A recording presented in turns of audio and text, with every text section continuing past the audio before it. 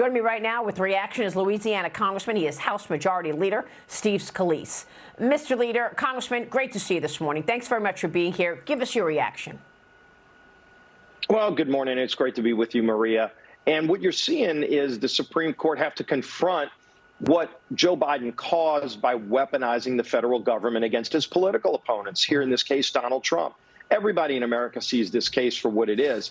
It's Donald Trump going after his political opponents, using every lever of the justice system he can. Supreme Court does not want that to become the norm. I mean, this is what you see in banana republics. They cited banana republics for a reason. You know, this is what happens. The political opponent runs and then ultimately gets thrown in jail. Look at Russia. They kill their political opponents, for goodness sake. You know, do you really want a situation where, you know, the government then goes after and targets? If Donald Trump's name was anything else, if he never ran for president, everybody in America knows he would not be on trial in New York. There is no crime. The bank got their money. Everybody, you know, everything in this case is all trumped up by people who literally said, I'm running for office to go after Donald Trump, not to put criminals in jail. They let the criminals out of jail, Maria, in New York, as you know too well. They literally let the criminals run free while they say, we're going to go find something. Even if we don't find something on Donald Trump, we're going to tie him up in the court so he can't run for president. That is the definition of political interference. That happens in banana republics. It should not be allowed in the United States.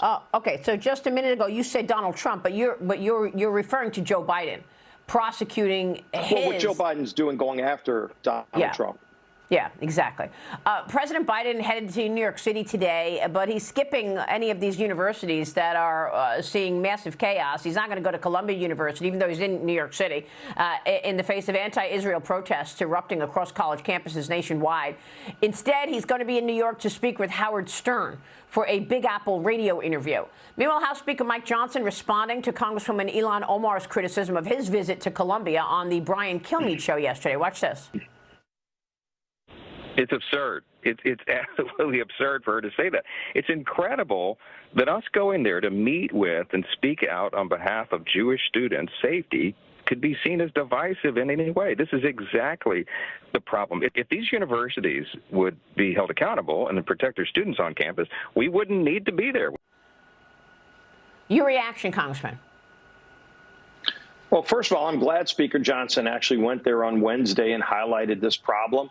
I think most people in America are disgusted by what they're seeing on these campuses. And it started by the way they brew their own hatred. A lot of these professors are teaching the hatred in the classroom. They don't make their Jewish students feel safe. I mean, we saw it. We had hearings on Capitol Hill where we brought Jewish students in who said they flat out are being targeted, harassed in the school, in the classroom.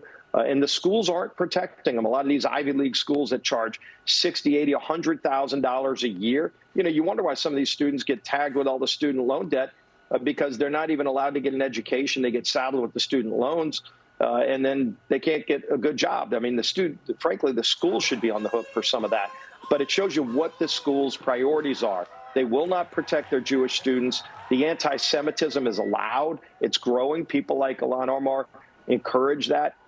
We're seeing, and that's where the Democrat Party has shifted to the far socialist left, where anti-Semitism is the norm, and bullying and threatening and now harassment against Jewish students for their faith is allowed. That's not America. It's surely not something we should tolerate. Congressman, you were one of the 15 lawmakers directly involved in shaping and passing the House's recent TikTok bill. The New York Times interviewing you, noting that you and your colleagues have been privately working on this for over a year. Some aides nicknaming the bill Thunder Run. Congressman, walk us through the process of putting the bill together and where we go from here. We just spoke with Jordan Zimmerman, an advertising executive who went through this dilemma that companies have right now in the face of you want to reach 170 million users on TikTok. You know, the numbers are extraordinary. Half of all America, really, when you look at the numbers. But at the same time, the Communist Party is spying on them, that this is a national security threat. Companies are getting to the realization that the CCP is stealing their data and throwing propaganda at them, even as these companies try to advertise on TikTok. Tell us where this process goes now. Well, we knew at the very beginning that this would be going into the courts. So this process will go into the courts first before it ultimately is upheld. And then divestiture will happen, Maria. But we had to draw up a bill that we knew would withstand legal muster. And we had to build the right coalition in Congress, Republicans and Democrats who wanted to confront this problem. As you pointed out, it's a major national security threat. The data of most Americans. And look, I talk to young kids about this bill because TikTok's very popular, especially amongst young kids. And people thought that was going to ultimately defeat our bill because young kids would love the application and they would defend it. And I would say, how many of you know how much of your data is at risk and actually that the Chinese Communist Party has the ability to get access to it? And no hands go up. Nobody knows that. And then you talk about the threats to their data. And I've seen classified briefings. I've seen public briefings of what kind of data of yours is at risk if you're on TikTok. And again, 170 million Americans. And people are alarmed by it. And then you say, look, we're not getting rid of the application. All we're doing is saying that they would have to divest and sell to an American company so that no longer would the Chinese Communist Party have access to your data. And when you explain that, people love the bill. People who use TikTok love the bill.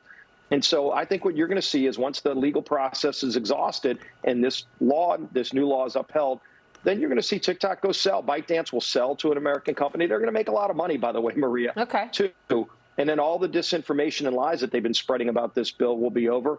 And then Americans who are using it will still be able to use it, but their data won't be at risk like it is today.